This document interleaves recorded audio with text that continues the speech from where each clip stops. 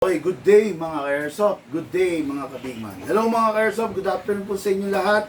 Magandang hapon sa ating mga OFW. Siyempre, number one, OFW na ka-airsoft, mga SG natin na ka-airsoft, mga engineer na ka-airsoft, na mga Coast Guard na ka-airsoft na sa kasalukuyan ay gumagampan ng kanilang tungkulin, no? Lumalayag dyan sa West Philippines Sea, no, nagbabantay ng ating bansa laban sa mga Chinong bully, no? Mga Chinong mananakop. Okay? Nako. Nagpaparamdam ang kuryente, no? Nagfluctuate sana. Sana matapos natin yung live na to, no? Okay mga ka-airsoft, itong request ng ating mga ka-airsoft, grant natin, no? Unit ng ating ka-airsoft, Brother Abdul Yusim of Millionaires Village, Novaliches, Caloocan City ba to? Quezon City. Novaliches, Ano, Quezon City. Whispering Palm.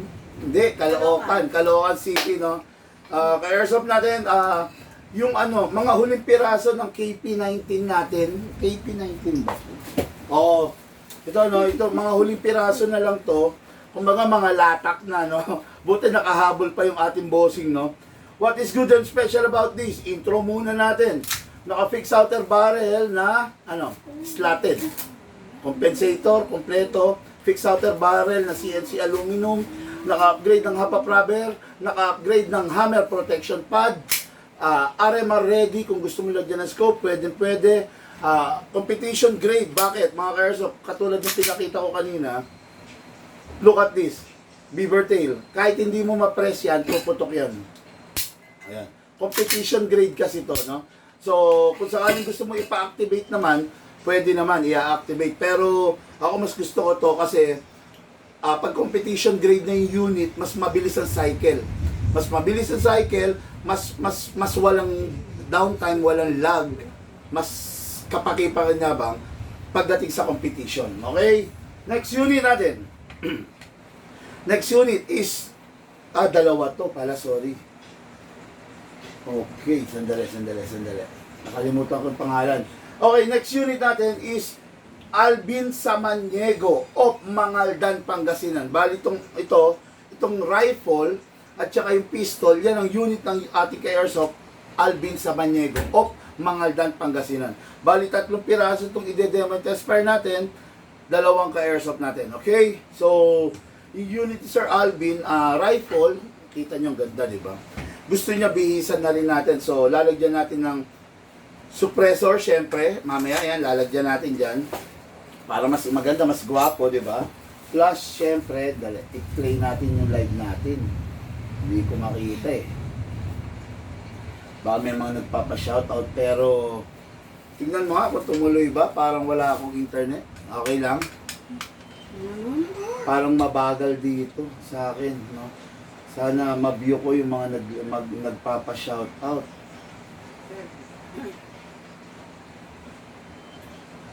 Okay, no? Sige, ayan, lalagyan natin sa plus lalagyan natin ng holographics scope. Kanina may nagtatanong, ano raw ba itsura nung sa holographic scope? Parang dot din ba? Hindi po dot yung sa holographic scope, no? Yung sa holographic scope, dual siya, mode, no? Meron siyang day mode at saka night mode. Hindi po siya dot, kundi cross siya na merong bilog sa paligid. Yun, mas madali siyang itutok, no? Mamaya papakita ko sa inyo yan. Plus, yung unit ng ating ka-airsoft, yung Costa Ludus, what is good and special about this? Naka-fix outer barrel, naka-compensator, upgraded HAPA rubber, upgraded hammer pin, dummy firing pin. Okay. Napakaganda niyan, yung mga ganyang unit, no? Napakaganda kasi unang-una, naka-magwell na rin siya. Kung makikita nyo, yung magwell nito, hindi ko lang alam kung full steel.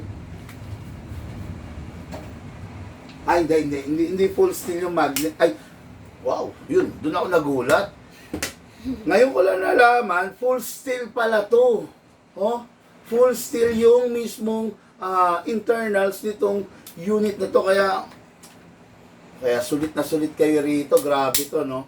Kaya lang, sad to say, yun nga, nasa huling yugto na tayo nito.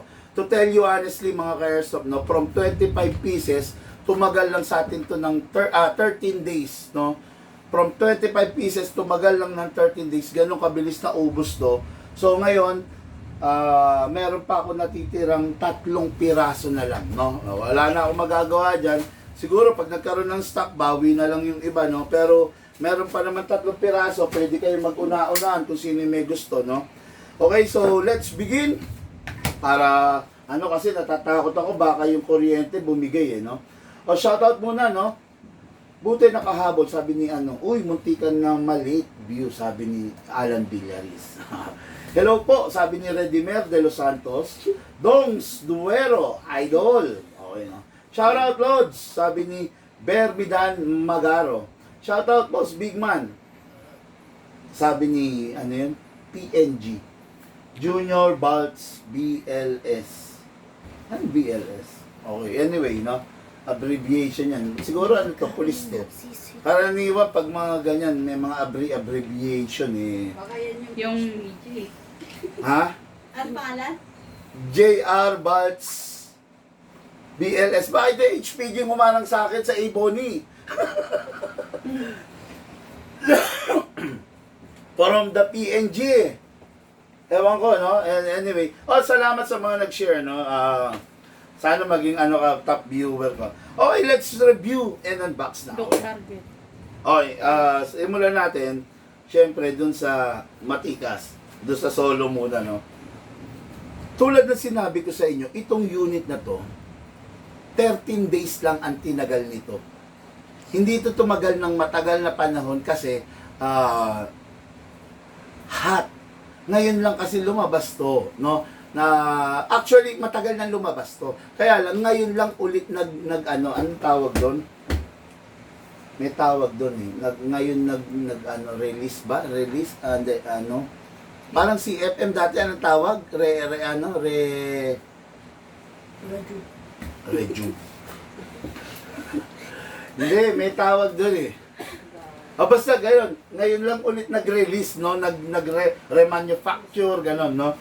So, kaya lumabas to, sa totoo lang sa hindi inaasang pagkakataon, pinataob niya yung no-breach. No? Ako, sa totoo lang, baw na baw ako doon nung lumabas yung no-breach, no? Napakamahal ng no-breach. Baw na baw ako kasi performance level, upgrade level, talaga naman. Pucha, nang lumabas na nagulat ako, nanahimik. Nanahimik yung unit na no-breach. Ngayon yung no-breach ko, tumambak. Meron pa akong 7 piraso. No? Sa no-breach. I was expecting, gusto ko sana maubos yung no-breach eh. Kaya lang tumambak eh. Kasi hanggat meron ito, hindi mamibenta si no-breach. No? Ganon kalupit to. Naka-competition trigger na, adjustable pa. Ano pang gagawin mo? Look at the outer barrel. CNC fixed outer barrel, walang kakalog-kalog. Compensator, kompleto, optic sight, front and rear, naka-upgrade ng hop-up rubber, naka-upgrade ng hammer protection pad. Isa na lang ang kulang nito. Tatapatin ko kayo baka maging mapaghanap kayo masyado. Kulang na lang na upgrade dito is ang nozzle, no? Kung ito, in-anti-freeze nozzle na nila, talagang milya-milya iiwan niya na si no-breach, no? Kaya lang, hindi niya in-anti-freeze nozzle. Siyempre, kumbaga, marketing strategy yan, no? ng mga maker, ng mga kumpanya. Hindi natin masisisi kung bakit hindi nila in-upgrade talaga totally, di ba?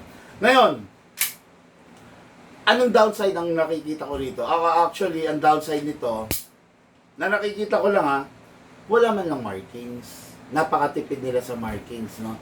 Sana man lang nilagyan nila ng kung anong innovation na markings na nakabaon. Pero other than that, wala naman na, no? Yun lang, masyado lang matipid sa markings or siguro mahirap mag-apply ng fully licensed na, na branding dun sa mga unit, no? Pero kasi, ang gumawa kasi ng Shadow 2 is yung kumpanya na gumawa rin nito, which is KJ Works. Sana nilagyan lang ng any markings. Pero pansin ko sa lahat ng series ng KP, wala talaga markings. 06, 16, di ba, 19, wala talaga siya markings, no? Hindi ko lang alam kung ba't ganun, pero hayaan na natin yung diskarte na nila yun, no? Pero itong unit na to, compatible sa 12 kg, sa 14 kg, at saka sa CO2. Okay? Kaya, happy, masaya, masarap gamitin, kasi compatible sa lahat. Powered by a high kappa magazine. Let's roll, no? Okay, lagyan na natin. Number 1, syempre, ang kailangan nating lagyan is the silicone oil. Mag-i-spray tayo sa valve. Press the valve, then spray. Okay. After that, leave it for some time. Hayaan mong pumasok yung oil, mag-penetrate. Then, slide it. Maglalagay tayo sa inlet valve. After that, set aside natin. Kasa natin. Ilock natin manually. Maglagay tayo dito. Para syempre, hindi mabilog, hindi maubos yung kanto, hindi ganong magasgas. Yung wear and tear, wala. Okay. After that, sa nozzle. Then release. Then rest. Tuwing naka-engage siya, nakababa yan, ready to fire. So, just in case na may defect na yung unit mo, pinasok mo pa, puputok agad yun. Kaya it's good thing na i-rest mo muna yan bago mo ipapasok yung magazine. Okay? Ngayon, itong unit na to, naka-tuning na. Familiar naman kayo, yung mga unit namin, nilalagyan namin 2 seconds lang. Pero pag yung unit galing sa iba, nilalagyan nila 5 seconds or 7 seconds. Dati ganun din kami, 7 seconds. Pero ngayon, dahil nga yung unit na natutunan namin kung paano i-innovate, no? Mas pagandahin kaysa dun sa nag-landing sa atin from the supplier, natutunan namin kung paano i-innovate, kaya mas napaganda yung unit, okay? Upside down, lagyan natin ng gas, pero wag muna ibababa, no? Kailangan i-sentro mo muna, then press down. 1, 2. Okay, 2 seconds lang. Ang nilagay ko, 14 kg. Yung 2 seconds na yun, sobra-sobra yun, para sa isang puno, sa isang full rounds. Okay? Ngayon, lagyan natin ng bala. Maximum rounds ng mga high kappa is 27, pero lagi kong sinasabi, bawasan natin ng 5. So, it's better na 20 to 23 lang para yung spring natin hindi masira. Okay? Hatak, pababa. Put your right thumb here, then all the way, then dito i-shoot yung bala. Pump lang po using the reloader. Okay, makikita nyo yung nangyari, di ba? Hindi siya diretso, meron siyang bungi. Kalugin nyo lang sideways, mga bossing, no? Kalugin nyo lang sideways para umalay yung bala. Mas maganda kasi pag walang bungi, para mas solid ang bala, mas marami laman at walang misfeeding na mangyayari. Okay, KP19 2011. Pasok sa unit. Kasa. Ready to fire. Firing! Sarap mo, di ba? Okay, nag-open bolt.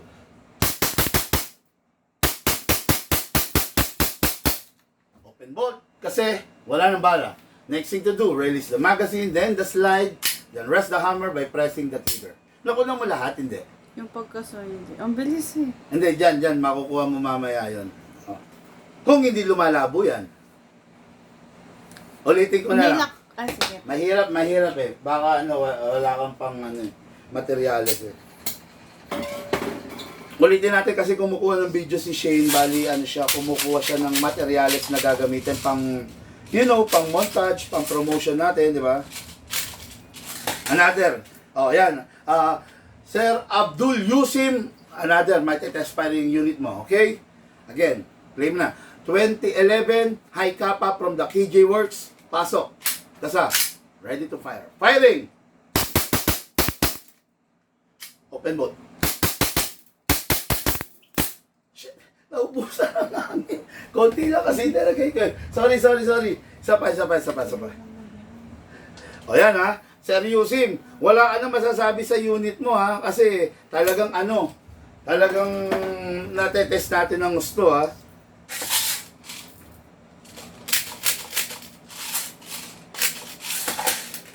Okay. Pasok. Kasa. Ready to fire. Open bolt? Ay, hindi. Wala pa. Open bolt kasi wala na bala. Next thing to do, release the magazine, then release the slide, then rest the hammer by pressing the trigger. Okay? Tapos, payo ko lang bago itabi yung unit, make sure na wala nang lamang bala, at saka syempre yung excess na hangin na nandito pa, wag natin tatabi ng matagal na panahon na nandito, no? Pasingawin natin. Pasingawin, pressing this. Okay. Ngayon, unit na to, ready for packing and for shipping para sa ka-airsoft natin dyan sa Millionaires Village, Caloocan or QC. Hindi ko alam kasi boundary yan. So, Abdul Yusim. Ito na po yung unit niya for packing and for shipping. Lucas, abot mo muna yung mga item na for shipping. Ano muna natin? Yung mga item for shipping, mga ka-airsoft, no? Aalis na ngayon. Papunta na rito yung mga courier. Lagay mo muna rito. Yung muna malalaki, syempre, no? Mindset ba? Yan, yung malalaki muna, yan. Nama-mindset ka tuloy ngayon.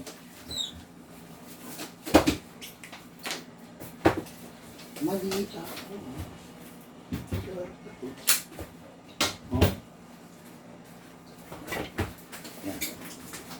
O, yung mga item natin for shipping, iaayos lang ni Rito Sandali, no? Iaayos lang ni Lucas Deg. I-shoutout natin mamaya, o yung mga may-ari nito, no? Dali lang. Sige, ayos mo lang muna, pagpatong-patong yung mga... Okay, next natin is the Postaludus, no? Sige na, ganyan mo muna. O, yan. Bagay na bagay, makikita nyo. Tingnan nyo yung color, di ba? Tapos, i-dress up pa natin tong rifle niya, no? Napakaganda. Okay, unahin natin yung pistol. What is good and special about this pistol?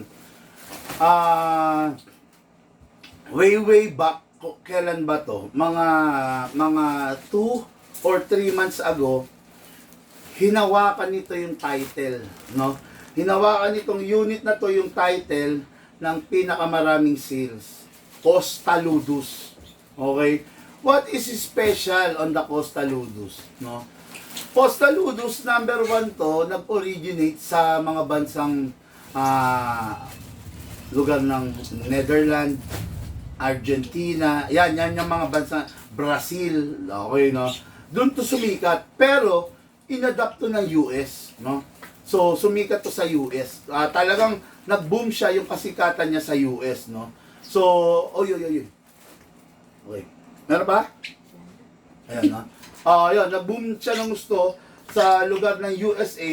So, kaya sumikat siya. Ngayon, naging Postaludus 2011 STI siya. Wait, ganda oh, di ba? Look at that, may naka-magwell ka na. Napakaganda pa ng look, paint tubig, ng texture ng grip mo. May rail ka pa para sa mga upgrades like flashlight, scope, etc. Di ba? Flashlight, laser, mga ganon, no? Tapos, optic sight ang front, pero conventional yung likod niya, di ba? I don't know kung adjustable, pero parang hindi. Hindi siya adjustable, no, yung rear niya. Tapos, ganun pa rin. Just like the conventional 2011, syempre may hammer, meron beaver, di ba? Present lahat yan. Wala kang hahanapin pa, yung size niya compact, pero still 5.1 to eh. Kaya lang, dahil nga sa parang, basta parang ang liit niya, pero still 5.1 to, no? Itong unit na to. Okay? So, let's begin. Try natin siya, no? Napakaganda nyo. Mabigat siya kung sa mabigat. Let's begin. Siyempre, magazine. Ganun pa rin. Lalagyan natin ng silicone oil. After that, malagyan silicone oil dito sa ilalim. Sprayan din natin. Sa unit, importante to, no? Kasa natin, ilock manually, then sprayan ng slide stopper, sprayan ng nozzle. Importante yan mga ka-airsoft, huwag yung titipirin sa oil kasi the more na tinitipin nyo sa oil yung unit nyo, the more na titipirin din niya kayo sa buhay niya, no? Kumbaga, mas mabilis yung masisira. Okay mga ka-airsoft, pang Postaludus is 12 kg compatible only, ha? Okay, sakto lang, then press down. Paano test para pa? 2 seconds is enough. Kaya kong dukutin yan. Ayan, no? Okay, tapos lagay tayong bala. No? Lagay tayong bala.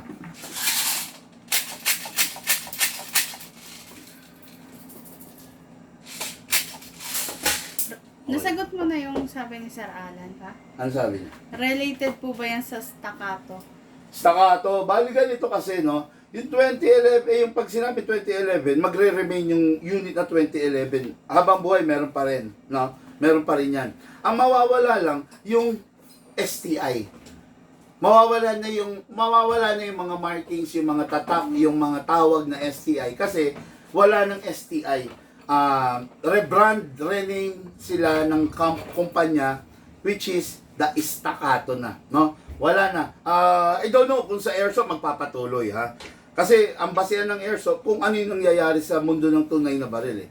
So, kung mawawala yung word na STI at papalitan ng Staccato, ganun talaga ang mangyayari. Yung imbis na, katulad dito, ito yung mga huling batch, eh. Merong STI na markings, baka mawawala na yan. So, lalamunin na ng buo ng Staccato yan.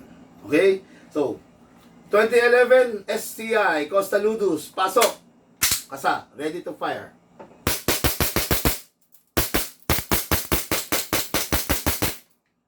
Open bolt, kasi wala nang bala. Next thing to do, release the magazine, then release the slide, then rest the hammer by pressing the trigger. Alam nyo ba, may isa akong sikreto. Kaya ako medyo asintado. Alam nyo bang, habang pumuputok ako, ewan ko kung tama ba yung ginagawa ko, no? Kung 20 yung bala nito, habang pinuputok ko yung 20 yung bala na, hindi ako humihinga. Ewan ko lang, ha? Hindi ako humihinga doon sa 20 yung bala, no?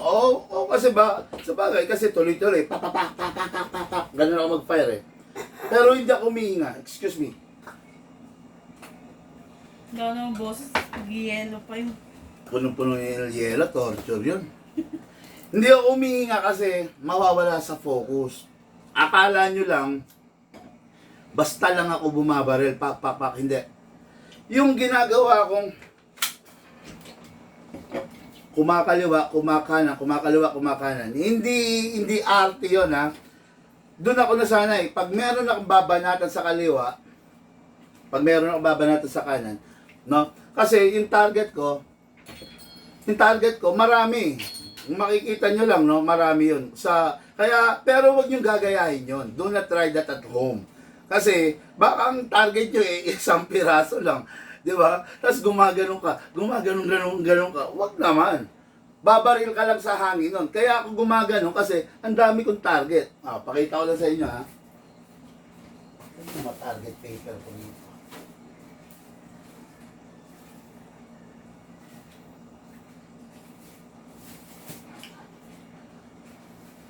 Yan, tingnan nyo, ang dami kong target. So, tumatarget ako rito, dito.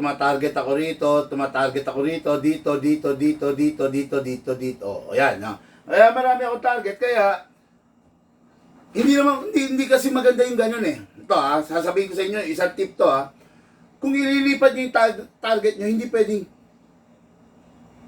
para ka robot nun. Hindi accurate. Hindi ka accurate nun. Kasi bakit?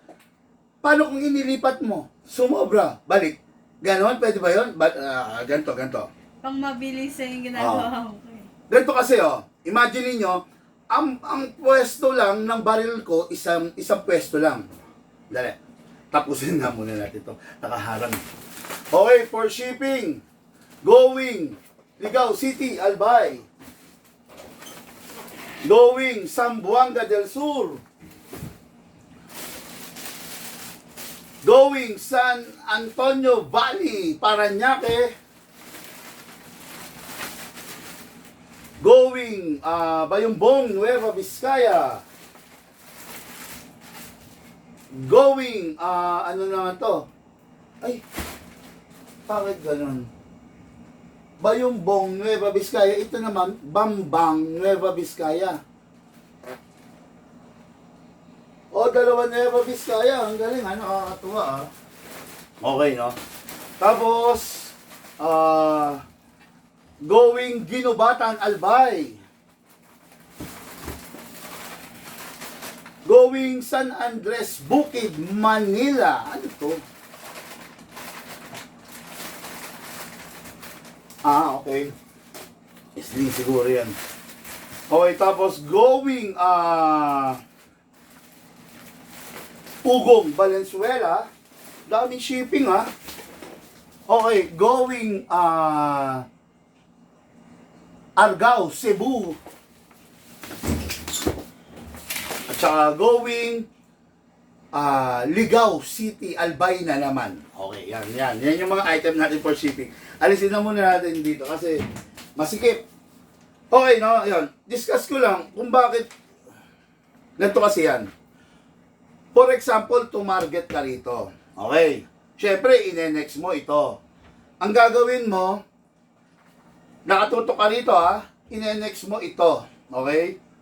Pag iginanon mo yan na sideways, maaring hindi mo masakto eh. Tapos ibabalik mo, Ganon. Pero, pwede mo naman kasing sa barel, pwede mong nakatutok ka na. Kung kailangan mong gumawi ng konting kanan, pwede ka namang gumanon. Di ba? Kung kanan naman ang kailangan mo, pwede kang gumanon. Or, kung saan ka sanay, gumanon or gumanon. Yan o, ganyan o. Pwede yun. Diba? Kasi pag ginanon mo, pak. Igagano mo, pak. Sumobra. Gaganon ka. It will take time. Diba? Halimbawa, ito, nandito ang target ko. Babanata ko itong ilalim. Pwede naman. Nakaganon ka, pwede bang gaganon ka? Hindi. Pwede mo namang ganon eh. Di ba? Kanya-kanya style yan. Doon ka sa mas effective. Di ba? Actually, wala naman talagang walang pinaka-proper demonstration. No? Proper handling meron. Pero yung the way you fire, kung kaya mo nga mag-firing ng nakaganyan eh. Di ba?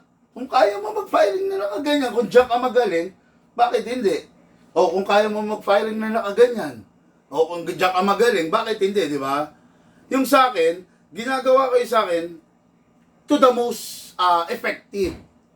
Okay? Kaya yung mga walang alam dyan, manahimik lang kayo, manood lang kayo. No, try to observe.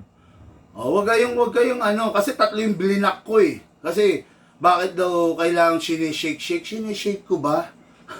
Pag-anayin mo naman yung utak mo. No?